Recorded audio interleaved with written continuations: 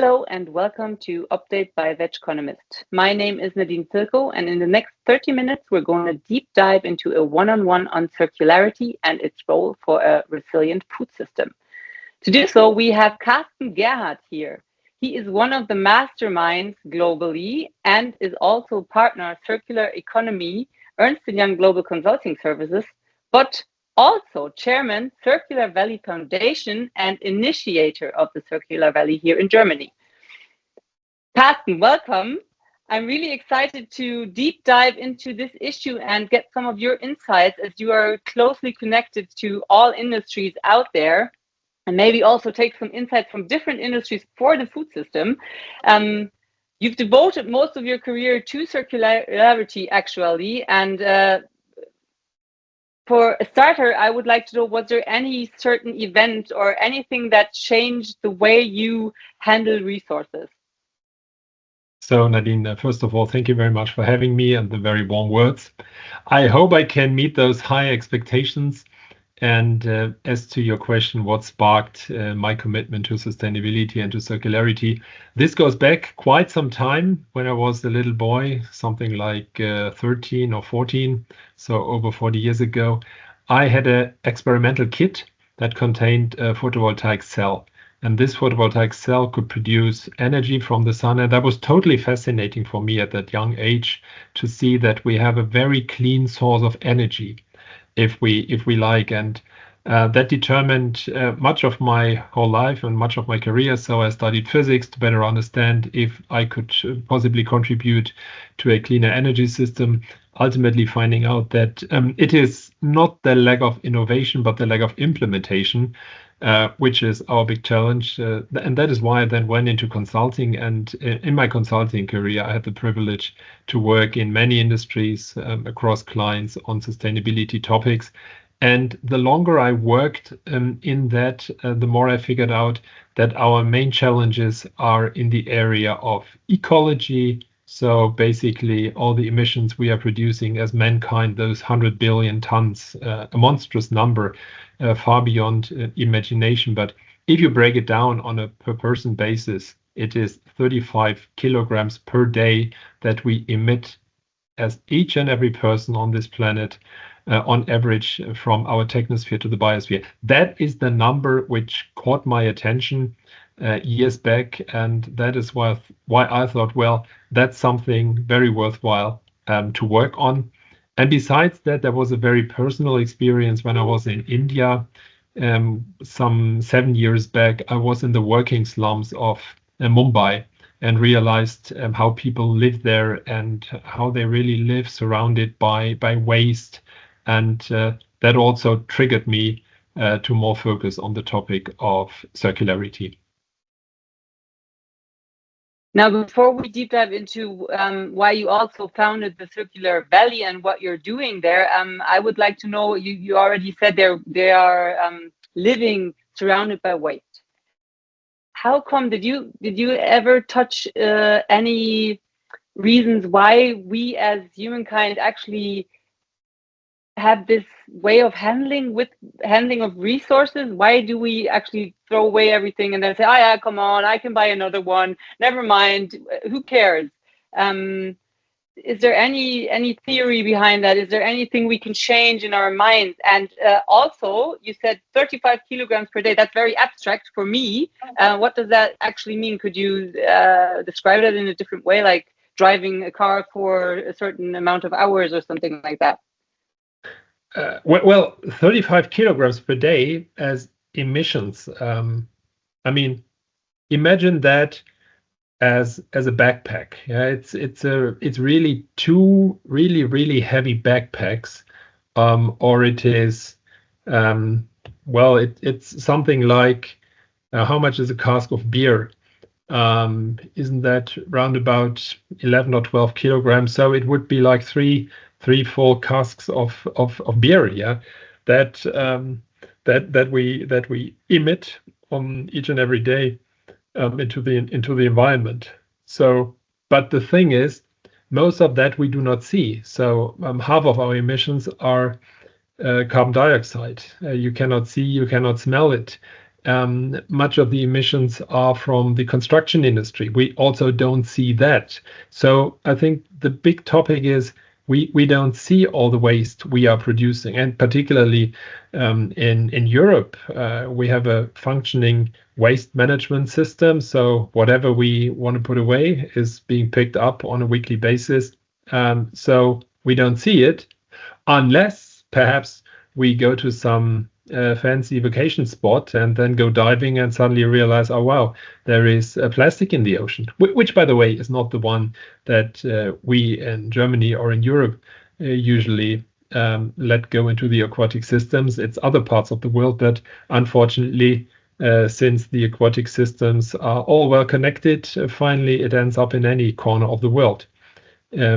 So main point is we in Europe don't see most of the waste and where it goes to.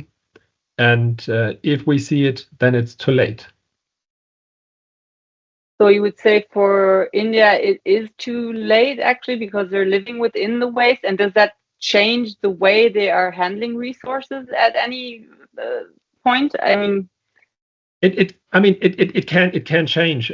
When I remember first time I was in Ireland as a student some 35 years ago, everybody in Ireland would, because they had no waste bins, people would just drop stuff on the street, and I was totally shocked coming from Germany, which already had a very well functioning garbage collection system. But at the time in Ireland, a country as close to us as it is, I found all the trash, or a lot of trash lying around. This has gotten much better, and so there is always hope for trashy environments, in particular if it is on land, because on land it's pretty easy to collect anything that is lying around. I mean, just imagine after a New Year's party, all the streets are filled with leftovers, and then come the cleaning machines, and everything is picked up again. The bigger problem is once stuff really gets into the environment and particularly enters the water. Once it is in the oceans and it will dissolve, for example, plastic will dissolve into microplastics, then it gets ever harder to get it out. So any waste, let me put it that way, which ends up in a three-dimensional environment, like gas in the atmosphere or stuff in the oceans, is infinitely harder to get out there than stuff which is lying around on the ground. Anything lying on the ground can be swept together if we want so, quite easily, or picked up.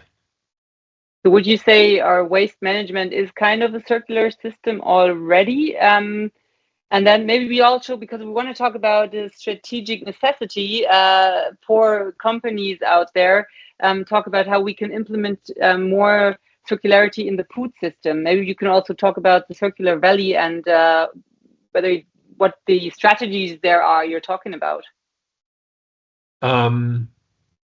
So in terms of, is waste management a circular system? I would say yes, to some degree, because picking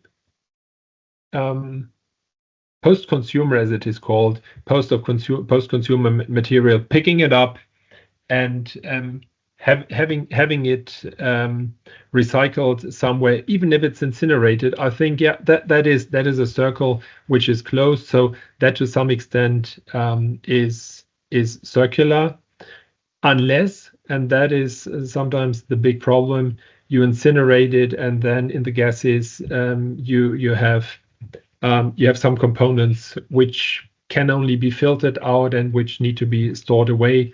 But overall, I would say yes, garbage collection is a first step towards circularity, but definitely not the last one. And that is why we have set up Circular Valley, which you refer to, as a hotspot for all people who want to develop innovative and forward-looking solutions to close circles, and to close them in a way that we ideally collect material in as clean a fashion as possible, so that it can be very easy easily be reused.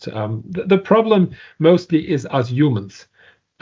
We are mixing stuff, we are destroying, and the more we mix, the more we destroy, the harder it gets ultimately to properly recycle.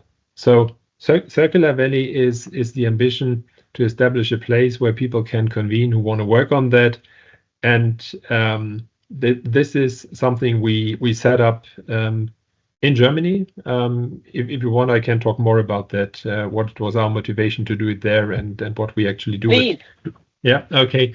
So we are looking at the globe and realizing there is so many hotspots for a variety of topics. So you got Silicon Valley for the digital economy, you got Boston for biotechnology, you got London for financial tech, but there is not this one place where you can go to if you want to work on the topic of reducing emissions into the environment. And then we set out and looked where we could ideally do it, and figured out that the larger Rhine-Ruhr region in the middle of Western Germany is ideally suited to be this because, for one, it is Europe's largest industrialized region. There is over 15 million people right in the heart of Europe in a still industrialized region. And there is 5 very distinct locational factors, which in that way only come together in that region, because firstly, you have over 300 world market leaders from all industries, basically from automotive supply to paper production. You got everything in that region. It's a region which is working with material. Secondly, it is the one region in Europe that is headquartering the largest circularity companies like Remondis or the Green Dot. Yeah, so the market leaders in circularity already are based in that region. Thirdly, nowhere on this planet will you find a region that has a similar number of scientific institutions with a focus on material, because this has always been in the DNA of the region. Reason number 4, it's a very cosmopolitan region. You have people from almost 190 nations in that region. So if you want to attract talent from all over the world, this is ideally suited. And a 5th argument, it is the place of the first and second industrial revolution on the European mainland. So the genie of the linear economy was let out of the bottle in that region. That is why we said, if you can do it somewhere, then do it in the larger Rhine-Ruhr region with that set of very distinct locational factors. And as someone who has been in the area for decades, actually, would you say that in the last years, also with Circular Valley, you've changed something in the system? What have been goals in the last years and where you're working towards to? Well, we started out in late 2020, so we are still young. Yeah, we are more counting years than decades, and so we are very glad that so many companies from all industries joined our initiative, that we are receiving great support from politics, but that we are also receiving a lot of support from scientific leaders and from civil society representatives. So there is a group of people that has come together who are really committed to change something. And since 4 years, we are running an accelerator program, which has given us the great benefit of getting people, from young people, older people from all over the world, come to the region and share their ideas, be it on mattress recycling from Bangladesh or windmill blade recycling from Canada. They have come, they have thrown in their insights, and you can see what that does with the companies and people who are by our side. Yeah, they are starting to think. They are starting to think across value chains. They are starting to think across industries.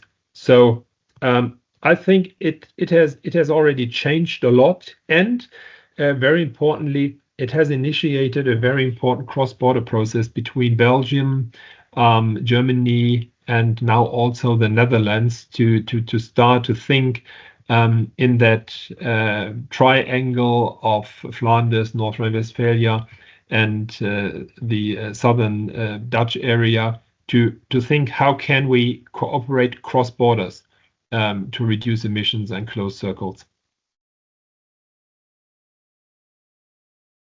Would you say that there's any food area where you've experienced some innovation within the last 5 years, but also the decades you are actually working within this field? And because I think food has so much potential and is actually using circularity also to produce new foods like burger patties, you know, when we're talking about fermentation or taking food waste. Is there any certain things, one thing you have experienced in the last years that where you would say that is the thing for the food system?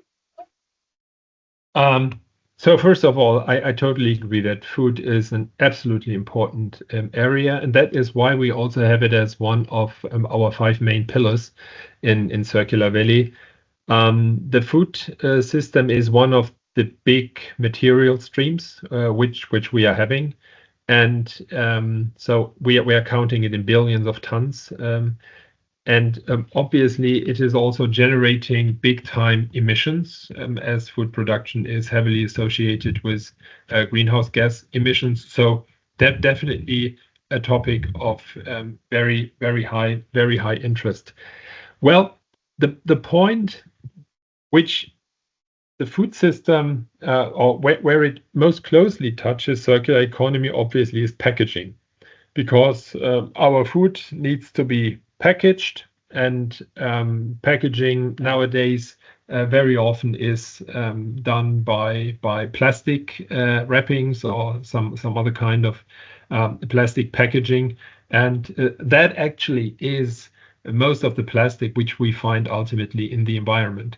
So food packaging is a big topic, and we are very glad that many of our partners, the companies, but also the startups, are taking on the challenge to develop packaging which is not only bio-based, but especially in the end biodegradable, or working on return systems, which we had in the past, much more than perhaps today in many areas. If you just think, for example, of drinks bottles, we had proper return systems for bottles some 30 years ago. We don't have them to the same extent anymore today. So in the food system, packaging is a major topic, and what you refer to, the food alternatives, obviously, moving away from meat and to more use vegetable alternatives, vegan alternatives, has a very heavy impact on the overall footprint, simply because of the less associated CO2 emissions with, in particular, meat alternatives. Is there any development, any technology for packaging? As you said, that is actually the area where we can save emissions. You came across in the last years where you say, okay, this is something companies that are watching this talk right now should get to know, get in touch with. How can we? Is there a roadmap, something we can give them, like hands-on tips for them if they want to be more circular? So I would mention three things. Firstly, that packaging should be as far as possible from a monomaterial, because a big challenge we are seeing today is that packaging is composed out of different materials. So the wrapping is a different material than the lid, and that makes it very hard in the end to recycle. So, for example, if you have packaging that is containing aluminum and plastics and paper, to ultimately get all of that separated is a challenge. The more monomaterial we have in a packaging, the easier it will be for the later recycling industry to work with it. Secondly, deposits. So to make sure that ultimately a packaging comes back into some channel where it can be recycled. So I'm a big fan deposit. You can see it with bottles, PET bottles that in Germany have a deposit of 25 cent. You will barely see or hardly see some of them lying around because people will pick it up if they see it and return it. So putting a deposit in particular on packagings as far as possible. And the third thing is the promotion of chemical recycling technologies, because if you are dealing with food, you need the highest quality of packaging. Yeah, if there is food contact, if there is contact of the food with the packaging, so that packaging needs to be 100% safe. And this high degree of safety you can best achieve if you chemically recycle plastics, not only mechanically recycle it, what entails. So mechanical recycling simply means you are shredding it, you are washing it, and then you are melting it again and extruding new. But you will not, in any case, reach the high level of safety and cleanliness that you reach if you really put it back into a chemical process, break it down into the monomer building blocks and build up the material from scratch. Then it will have all the qualities of what is now called the virgin plastic. So those are the three things I would focus on. First one, monomaterial. Second, deposit. And thirdly, promote technologies like chemical recycling. So I would say packaging somehow also is kind of an obvious area where you can try to reduce waste. When we're talking about food processing in general and the system and the food supply chain, there are very many different spots where we could actually change things. And when I did the research for my last book, I also changed a diagram, because when I was looking for a diagram of the food supply chain, I didn't find one, although we're talking about circularity, where there actually is circularity within the diagram. So I will shortly show what I put down, and this is really, only a very simple demonstration. We take all production areas, the whole supply chain. We have residues in every area, and we put them back into the system as a resource. And then the whole process starts again. And when I did the research for the book, it's been about 3 years ago when I then said, okay, I'm going to take a look whether there's a diagram. I didn't come across anything. Is there any diagram, any graphic that helps people within the system to actually take a close look at their whole supply chain and whole processes, and then, find different areas where they could be more circular? So are you now talking of us as the end consumer, or are you talking of people in the industry? More people in the industry. Like, I have a company started, and I want to be sustainable anyway, so I want to be more circular, but I don't know where to actually start. So, and then I take a look at my supply chain, and I always have a beginning and an end, although we actually always talk about circularity. So is there anything, any theory, anything out there, which could help those people build a more circular system? Well, I would say in this case, it is important to really get together as the network, because as you said, everybody is seeing their individual part, and that has a beginning and an end, but very often you do not know what happens 2 or 3 steps before you, because there is completely different companies, different industries. So that is why in Circular Valley we are striving to bring together people all along a value chain, from the very start of the producers of intermediates, then of final products, then looking into the sales region. So walk along such a value chain, and that is something you can only do together. If you really bring together in a network, in an ecosystem, all those parties that need to cooperate. And then it's pretty easy. If you have everybody who is in the know about their specific parts, if you have everybody in a room, then you have that overview pretty quickly. If you try to do it on your own, you will most likely fail because you don't know the little tricks that one part of the value chain may have and others don't. Yeah, so get everybody together, which is not So framework, maybe but that you were asking for, but which from my point of view is the most practical way. If you have people talking in one room. So it's about actually going back to the basics and getting really to getting to know our own processes within the different industries.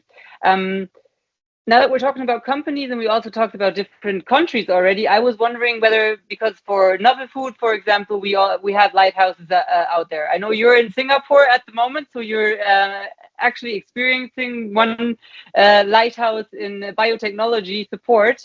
Would you say there is something such as a lighthouse, a country supporting circular systems? Could this also be Singapore? I don't know. Well, Singapore maybe is not the best example for that, simply because they're having no deposit systems. Yeah, they are not recycling. The Singapore system is they are importing most material from outside, a lot from Malaysia, and end of life they are incinerating. So Singapore is a proper incinerator of waste and has no intention as of now to recycle, which I can understand. They are a small state. Space is expensive. Yeah, they will not dedicate it to recycling. If any, I think they would do it maybe in Malaysia. So basically return the stuff post-consumer to where they got it from in the first place. But that is not the ideal country.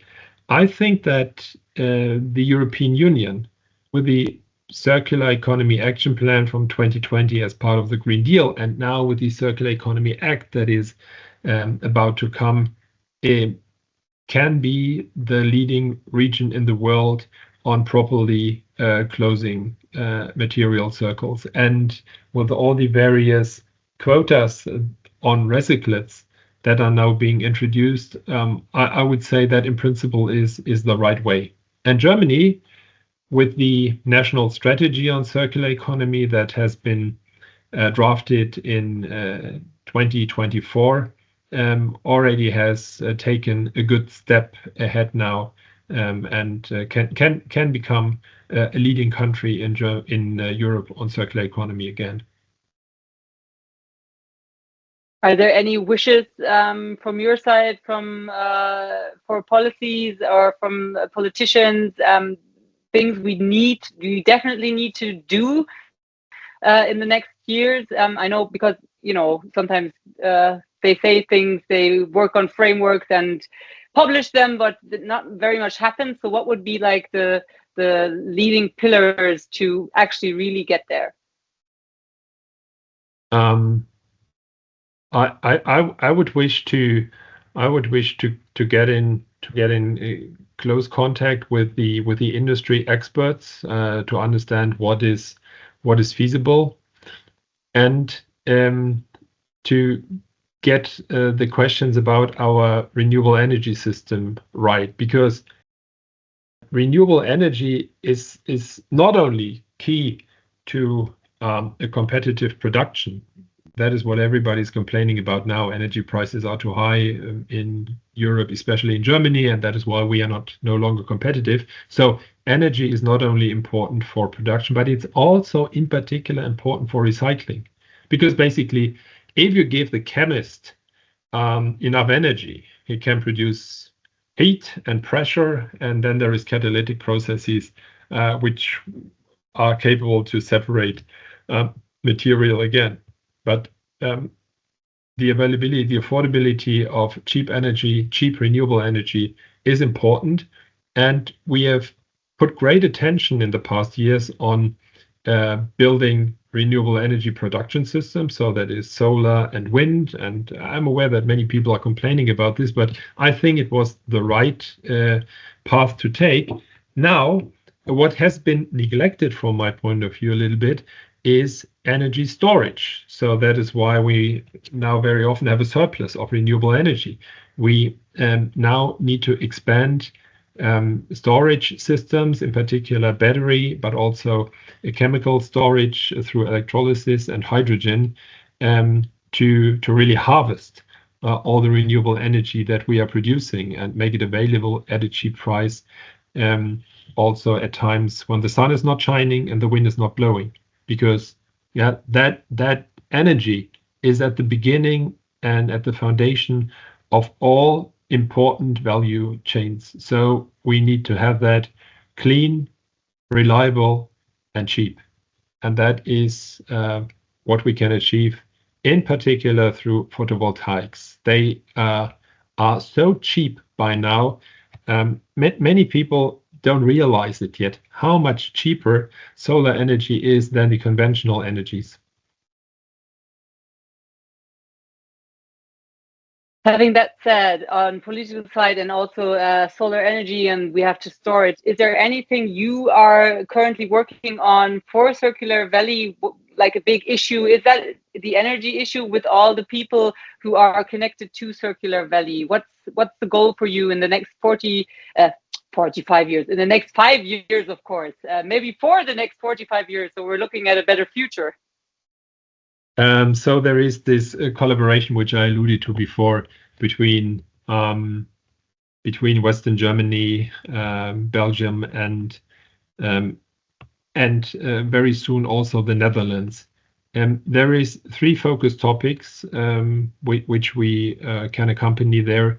The first one is the future of the chemical industry. This is something we are very excited about because it is the industry of industries. It feeds into so many products. You find chemistry in 95% of all products. Yeah, so we need to get the recycling straight in that area. Second one is indeed batteries, which I just referred to. We are working on that. And thirdly, the whole topic of construction material and making construction more circular. This is the third topic out of this cross-border collaboration that we are partaking in. Those are the topics which we are driving. Thank you so much, Carsten. I'm really curious to hear more about a circular system, especially also, of course, for the food system, and maybe about your ideas. And happy to see you, hear you, listen to your questions next month when we're talking about APAC and the role as a lighthouse for a global food system. Nadine, thank you very much. And it's great that you are doing this and driving the topic with such a high energy. Thank you so much. Thank you, Carsten.